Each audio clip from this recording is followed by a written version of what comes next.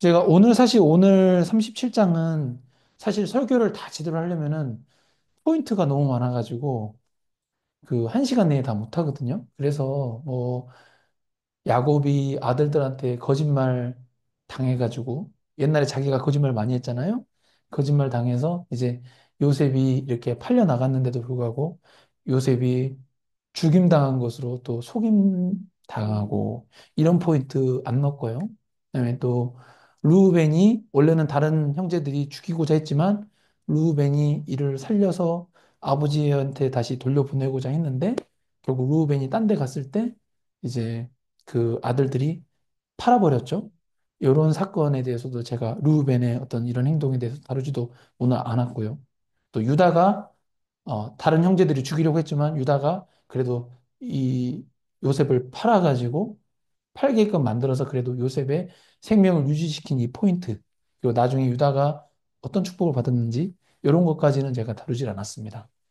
네, 시간 관계상. 뭐 또 창세기 이제 남았기 때문에 다른 장 다루면서 또 언급할 기회가 있기 때문에 그래서 그런 부분은 다 다루지 않고 오늘 제목인 하나님의 섭리 속에서 이루어진 언약의 성취 예, 이 부분에 대해서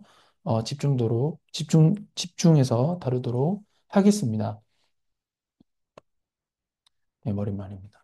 창세기 37장은 요셉의 꿈과 형제들의 시기 질투 그리고 요셉이 애굽으로 팔려가는 그 사건을 기록하고 있습니다.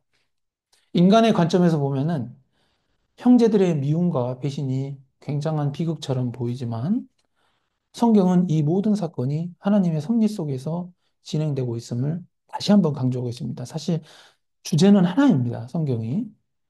하나님께서 만물을 보존하시고 다스리시며 그의 지혜와 뜻에 따라 이 모든 일을 섭리하시지만 인간의 책임 또한 배제되지는 않습니다.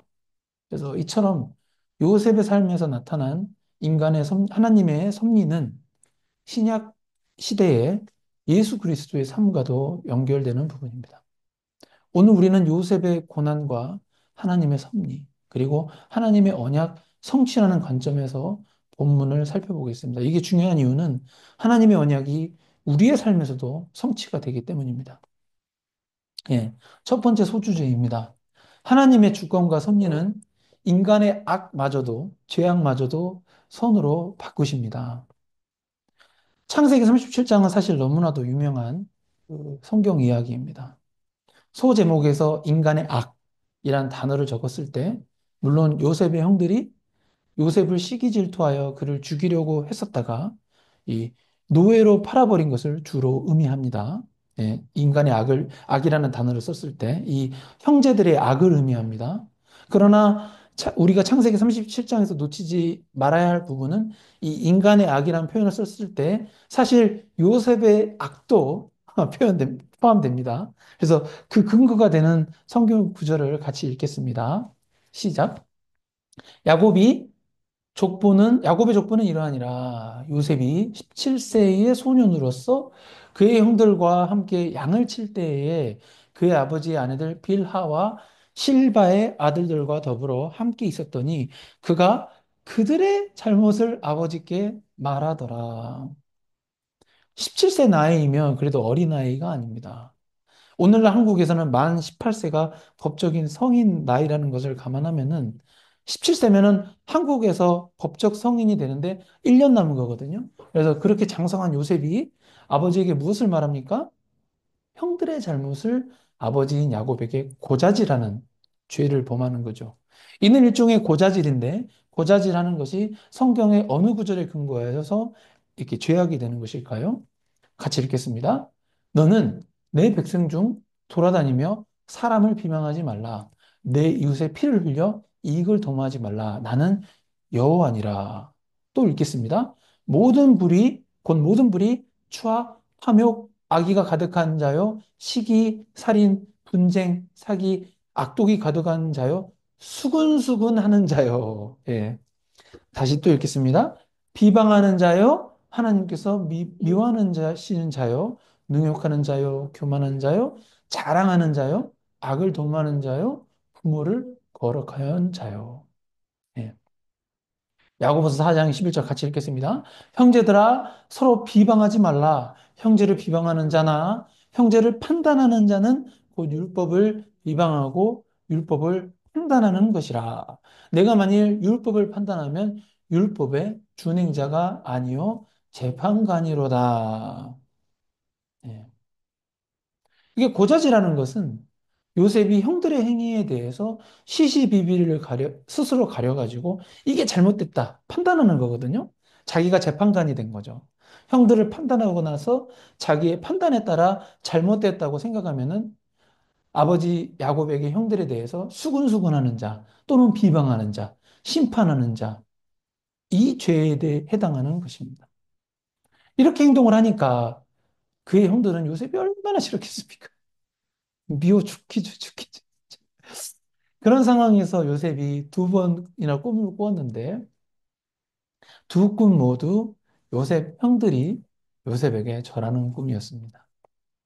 그런 꿈을 꾸면은 좀 이제 17살이니까 좀 그냥 좀 가만히 있어야 되는데 이것을 또 형들 앞에서 다 말해버리니까 아버지한테 말하는 건 괜찮죠.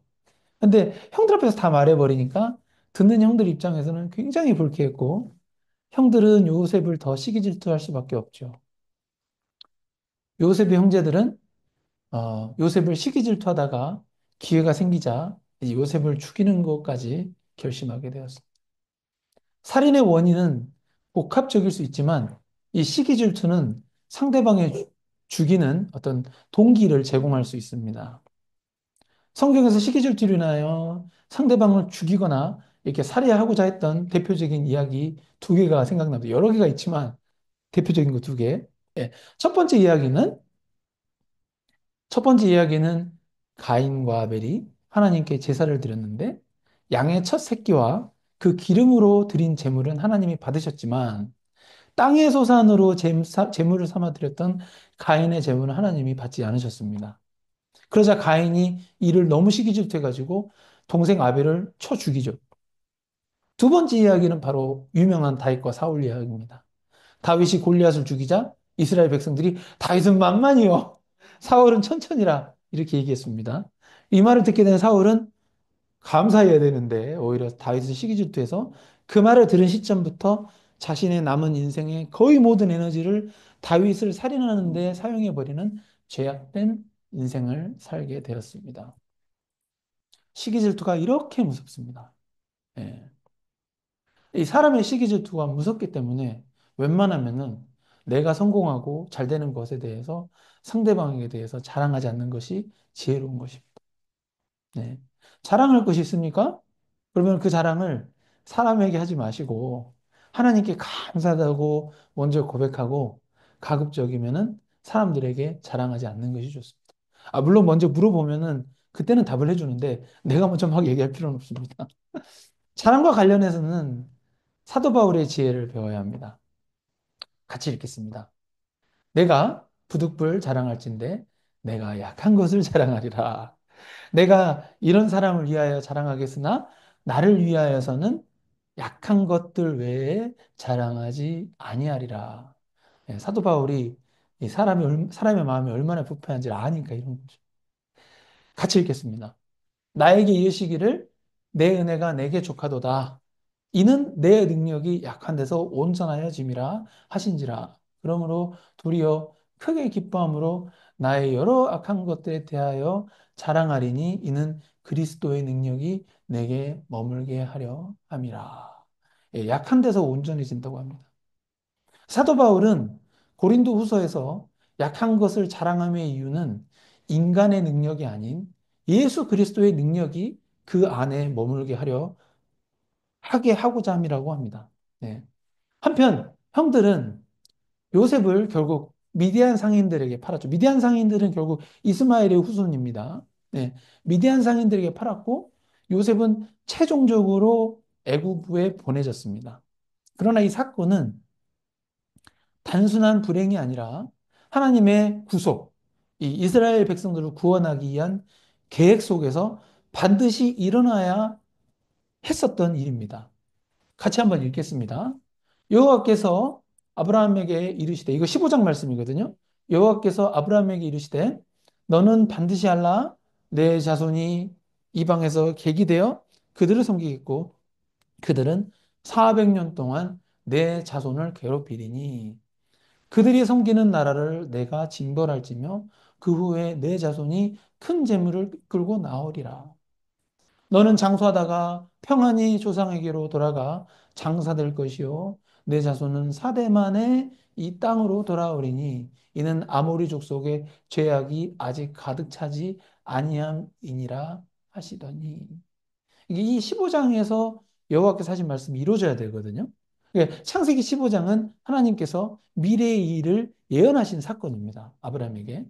400년 동안 아브라함의 후손들이 이방인 땅인 애굽에서 노예가 되어서 괴롭힘 당하다가 하나님께서 애굽을 징벌하고 다시 그 이스라엘 백성들이 가나안 땅으로 돌아가게 할 것이라고 말씀하셨기 때문에 이 말씀이 이루어져야 되잖아요. 그리고 이 이야기가 바로 출애굽기인데 출애굽을 하려면 먼저 애굽으로 가야 되잖아요.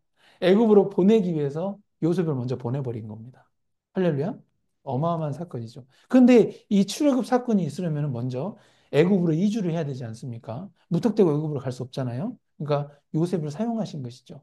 애굽으로 이주하는 데 있어서 하나님께서는 요셉과 형들의 갈등마저도 합력하여 하나님의 뜻을, 하나님의 선을 이루는데 활용하신 것이 중요한 포인트인 것입니다. 요셉의 형들은 시기와 미움으로 인해 동생을 죽이려고 했습니다.